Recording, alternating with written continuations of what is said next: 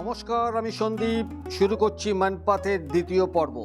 আগের পর্বে আমি দেখিয়েছি ঝারসুগুদা স্টেশন থেকে কি করে এলাম, তিনটে সাইট সিন দেখে আইভি রিভার, তারপরে দেখলাম সুধার বাগিচা মানে রাজপুরি ওয়াটারফলস এবং তারপরে টাইগার পয়েন্ট ওয়াটারফলস। এখন এলাম হোটেলে। এইমাত্র ঢুকলাম আমরা হোটেলে, Tibet guest house and restaurant. এখন বাজে 5:40। এই হচ্ছে তার প্রপার্টিটা বেশ বড়ই, কিন্তু এখন সন্ধে নেমে এসছে।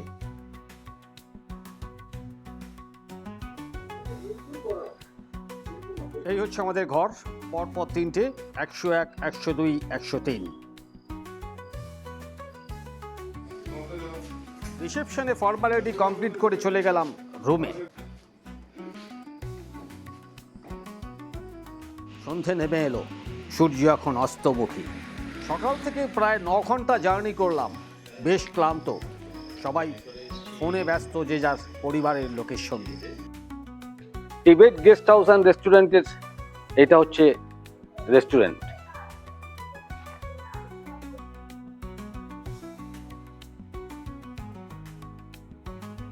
এখন ঘড়িতে 8:45। আমরা ফ্রেশ হয়ে ডিনার করতে চলে এলাম। খেয়ে দিয়ে শুয়ে পড়বো। টাটা, আজকের মতো গুড নাইট, শুভরাত্রি। দেখা হবে আগামীকাল সকালে। সুপ্রভাত সকলকে। মনপাতে আমাদের আজ দ্বিতীয় দিন। ছত্তিশগড়ের সুরগুজা জেলার একটি পাহাড়ি অঞ্চল এই মনপাত। সমুদ্রপৃষ্ঠ থেকে 4000 ফুট উচ্চতায় এই গ্রামটি অবস্থিত। মনপাতকে ছত্তিশগড়ের সিমলা বলা হয়, আর অনেকে বলেন এটা মিনি তিব্বত। তার কারণ 1962-63 সাল নাগাদ প্রচুর তিব্বতী ভারতে চলে আসেন। তখনকার সময় প্রায় 1400-1500। ভারত সরকার প্রায় 3000 একর জমি প্রদান করে এই তিব্বতীদের এবং বসবাসের ব্যবস্থা করেন। এখানে আছে একাধিক বৌদ্ধ মঠ, আর যদি তিব্বতী খাবার পছন্দ করেন তাহলে পাবেন সুস্বাদু তিব্বতী খাবার। মেঘেদের আনাগোনা আর দিগন্ত বিস্তৃত সবুজের রাজ্যে যদি হারিয়ে যেতে চান তাহলে চলে আসুন মনপাত, ছত্তিশগড়। অনেকের কাছেই হয়তো এই মনপাত ছত্তিশগড়ের মানে মিনি সিমলা যাকে বলে আদর্শ সময় বেছে নেন শীতকাল, নভেম্বর থেকে ফেব্রুয়ারি মার্চ। কিন্তু আমরা এসেছি এই বর্ষাতে। বর্ষায় কিন্তু এর দৃশ্যপট সম্পূর্ণ আলাদা। মনে হয় ঘাসের ওপর কেউ গালিসা বিছিয়ে রেখেছে। নিজের চোখে না দেখলে সত্যিই বিশ্বাস করা যায় না।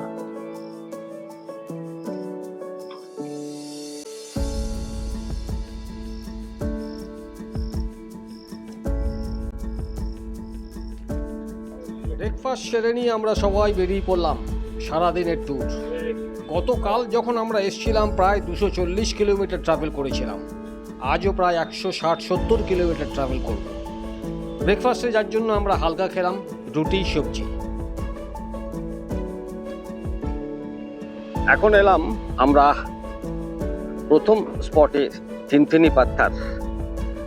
এই পাথরের গায়ে আরেকটি পাথর দিয়ে আঘাত করলে বিভিন্ন ধরনের শব্দ আমরা শুনতে পাবো। একটু পরখ করে দেখাই যাক শোনা যায় কিনা।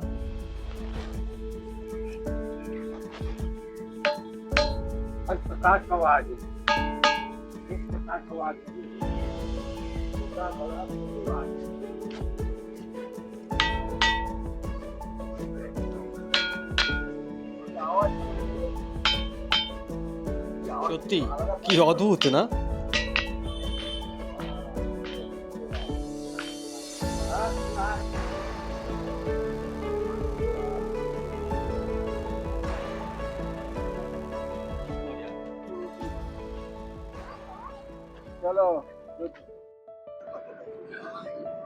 থিনথিনি পাথর থেকে আমরা এখন স্টেট হাইওয়ে ধরে যাচ্ছি রামগড় কেভ। ছত্তিশগড়ের এটা স্টেট হাইওয়ে। এই রাস্তাটাই সোজা চলে গেছে কোরবা, বিলাসপুর। মাইল ফলকে দেখলাম বিলাসপুর এখান থেকে 185 কিলোমিটার। কি অসাধারণ সিনিক বিউটি, কি অপূর্ব দৃশ্য। ফ্যান্টাস্টিক, টপ ক্লাস, একদম টপ ক্লাস। এই মুহূর্তে আমরা উদয়পুর পেরোচ্ছি। ম্যানপথ থেকে রামগড় কেভের দূরত্ব প্রায় 70 কিলোমিটার, আর থিনথিনি পাত্থারের থেকে 55 কিলোমিটার রামগড় কেভ। রামগড় এখান থেকে দেখাচ্ছি কত কিলোমিটার, 2.6। আমরা স্টেট হাইওয়ে থেকে বাঁ দিকে ঢুকে পড়লাম রামগড় কেভের দিকে।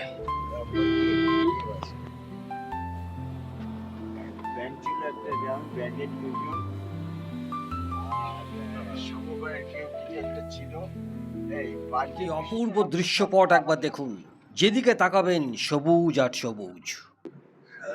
এখানে এন্ট্রি ফি 50 টাকা।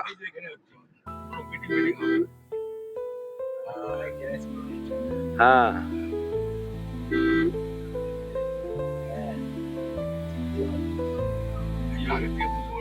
কিন্তু আজকে কেউ নেই এখানে দেখছি। আমাদের 50 টাকা পার্কিং ফি লাগলো না।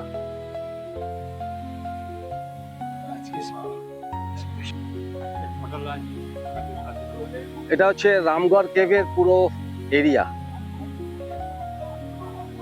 আজকে এখানে কোনো অনুষ্ঠান হচ্ছে, যার জন্য প্রচুর দোকানপাট, মানুষজন ঘুরে বেড়াচ্ছে, প্রচুর গাড়িও এসছে। এখানে রান্না বান্নার ব্যবস্থা হচ্ছে, হয়তো কিছু অনুষ্ঠান আছে। চলুন এদিকে, এইটা দিয়ে।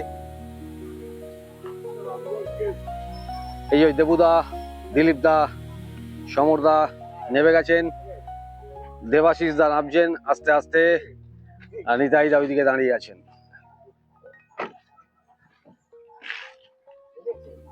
এই হচ্ছে আমাদের টিম 5 মাস্কেটিয়ার্স। আরেকটি গাড়ি এলো, বোলেরো। ছত্তিশগড়ের একটি গ্রামের নাম হলো এই রামগড়। এটি একটি অত্যন্ত জনপ্রিয় পর্যটন কেন্দ্র। এখানকার গুহাগুলির নাম যথাক্রমে যোগীমারা এবং সীতাবেঙ্গা। দেখুন দেখুন, দিলীপ দা বলছে এইখান দিয়ে গলে যাবে। আরে সামনেই রাস্তা আছে, ওইখান দিয়ে আসতে পারবে, বলে না এখান দিয়ে গলে যাবো তাহলে। রামগড় পাহাড়ে রামায়ণের প্রমাণ পাওয়া যায়। এটিকে অনেকে রামগিরিও বলে। মনে করা হয় যে শ্রী রামচন্দ্র এবং সীতা তাদের নির্বাসন এবং রামগড় ভ্রমণের সময় এই গুহাগুলি ব্যবহার করেছিলেন। রামগড় নামটিও কিন্তু শ্রী রামের নাম থেকে এসেছে। এখানকার এই সীতাবেঙ্গা গুহাটি প্রাচীন থিয়েটারের একটি মঞ্চের আদলে তৈরি করা। এই গুহাগুলোতে প্রাচীন শিল্পের নিদর্শন ছাড়াও ভারতের প্রাচীনতম থিয়েটার বা নাট্য মঞ্চের সন্ধান পাওয়া গেছে।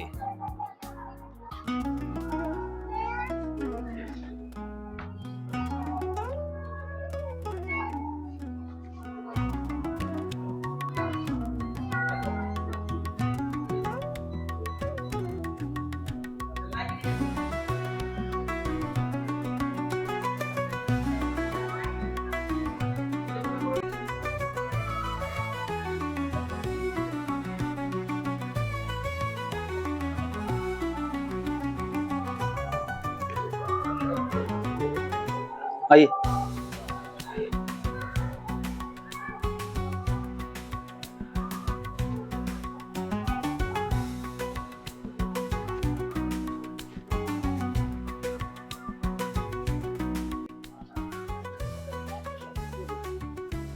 এখানে স্থানীয় এক লোককে পেয়ে গেলাম। সে নিজেই আমাদের কাছে এগিয়ে এলো, বলে চলুন আপনাদের আরেকটা গুহা দেখাই, রামকুণ্ড এবং সীতাকুণ্ড দেখাই। ওনার সঙ্গেই এগিয়ে চললাম পায়ে পায়ে আমরা সবাই। যাওয়ার রাস্তাটা একবার দেখুন।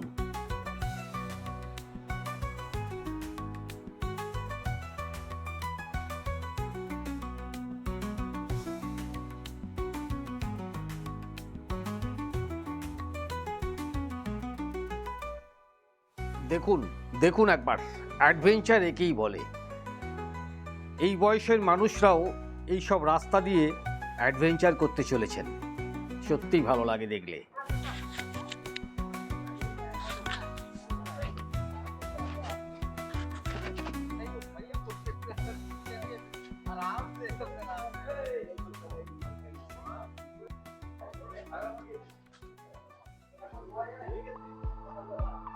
চলে এলাম আমরা সবাই সেই গুহাটির সামনে।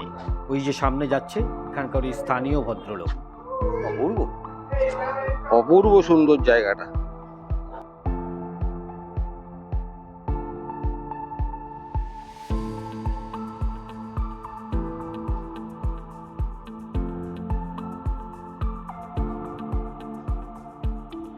ঢুকে পড়লাম সেই গুহার ভেতরে।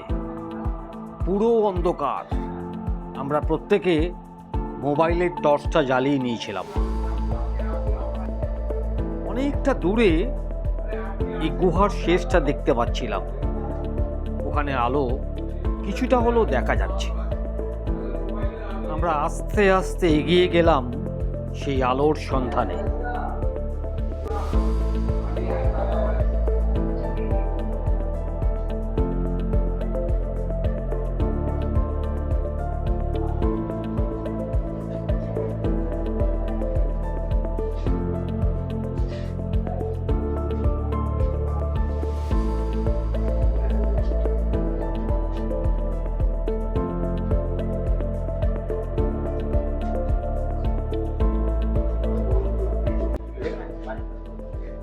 हाँ, यहाँ से पानी निकलता है। गर्मी चाहे कुछ भी हो, ठंडी এটাই হচ্ছে সীতাকুণ্ড। আর এই বাঁদিকেরটা এটা হচ্ছে রামকুণ্ড।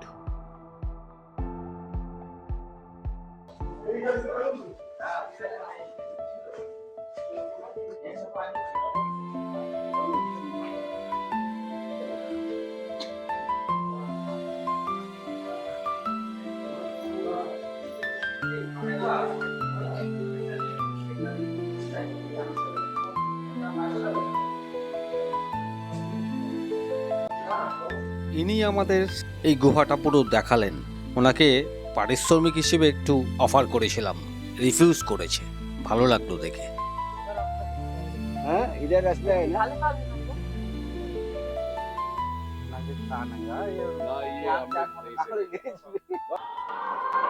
দেখুন দেখুন, দিলীপ দা 72 বছর বয়সে এখানে মাইক বাজছে, নাচছে।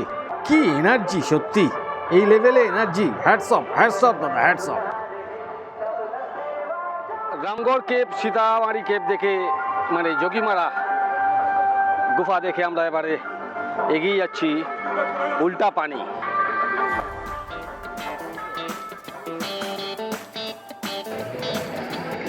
আজ কিছু অনুষ্ঠান আছে এখানে, দেখুন সেটাও আমাদের চাক্ষুষ হয়ে গেল এই মানপাটটা দেখে।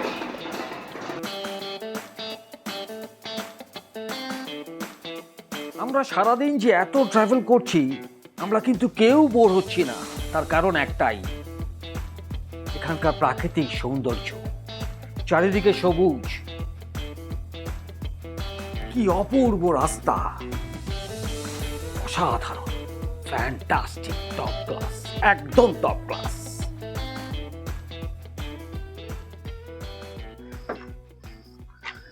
রামগড় কেপ থেকে আমরা এলাম এখন উল্টা পানি। চলুন একটুখানি সামনে ঘুরে আসি আগে। উল্টা পানি ছত্তিশগড়ের ম্যানপোপ জেলা শহর থেকে প্রায় 54 কিলোমিটার দূরে অবস্থিত। এখানে জল মাধ্যাকর্ষণকে অস্বীকার করে নিচ থেকে উপর দিকে ওঠে। সত্যি এটা একটা অদ্ভুত। এটা দেখার জন্য বহু পর্যটক এখানে ছুটে আসে।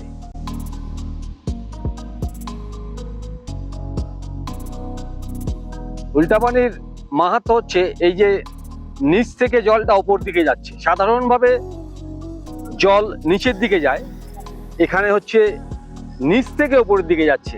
এই দিকটা হচ্ছে ডাউন, এই আমি নামছি, এই দিকটা হচ্ছে ডাউন, আর জলটা যাচ্ছে ঠিক আপের দিকে, এই দিকে। অদ্ভুত ব্যাপার, সত্যিই অদ্ভুত ব্যাপার। দেখি আমি একটা খোলা ফেলি। হ্যাঁ, এই যে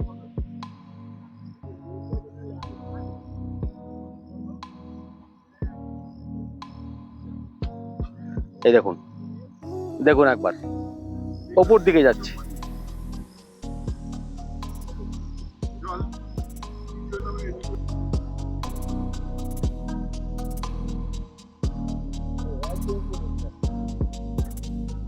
আমরা ওপর দিকে যাচ্ছি এবার আস্তে আস্তে, আর জলটাও কিন্তু আমাদের সঙ্গে সঙ্গে ওপর দিকেই যাচ্ছে।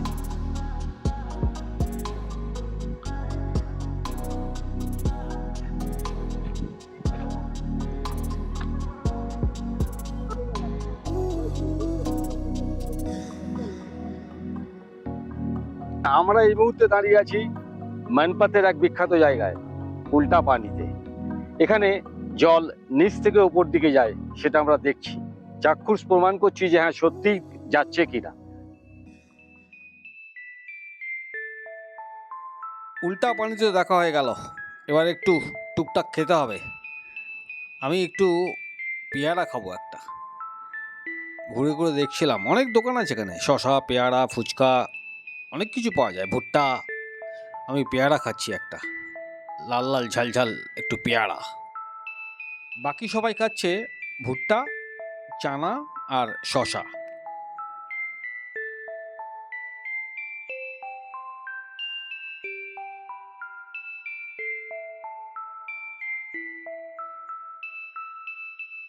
আরেকটা জিনিস লক্ষ্য করুন, উল্টা পানির জল যেরকম নিচ থেকে ওপর দিকে যায়, গাড়িটা দেখুন, ড্রাইভার নেপাল কিন্তু নেমে গেছে, গাড়ি নিজের মতো চলছে নিচ থেকে ওপরের দিকে। সত্যি মানে আমরা সবাই এনজয় করলাম এই উল্টা পানিতে এসে। আবারও সেই প্রকৃতির মাঝে হারিয়ে যাওয়া রাস্তা দিয়ে হোটেলে ফেরা। এখনো বাকি আছে আমাদের 3-4টে সাইট সিন, আগামীকাল করব। চেক আউট করে বেরিয়ে যাব একেবারে। সাইট সিন করতে করতে আমরা পৌঁছে যাব ঝারসুগুদা স্টেশন। আমাদের ট্রেন শাম্বলেশ্বরী এক্সপ্রেস 18006, সন্ধ্যে 7:45। ফিরে এলাম হোটেলে, একটু রেস্ট নেব, গল্প গুজব করবো, তারপর ডিনার করতে যাব। আমরা আজকে টিবেটিয়ান ডিনার করব, চিকেন তুপকা। অবশ্য একজন চিকেন ভাত খাবেন আর একজন ভেজ তুপ্পা খাবেন। চলে এলাম ডিনার টেবিলে, ডিনার শুরু করে দিয়েছি, চিকেন তুপ্পা। ডিনার করে শুয়ে পড়বো। আগামী পর্বে আবার দেখা হবে আপনাদের সঙ্গে। একটু সাবস্ক্রাইব করে দেবেন প্লিজ, আর একটু লাইক শেয়ার করবেন। আপনাদের একটা সাবস্ক্রিপশন আমার ইন্সপিরেশন। সকলে ভালো থাকবেন, সুস্থ থাকবেন, আনন্দে থাকবেন আর ঘুরে বেড়াবেন। Tata, good night.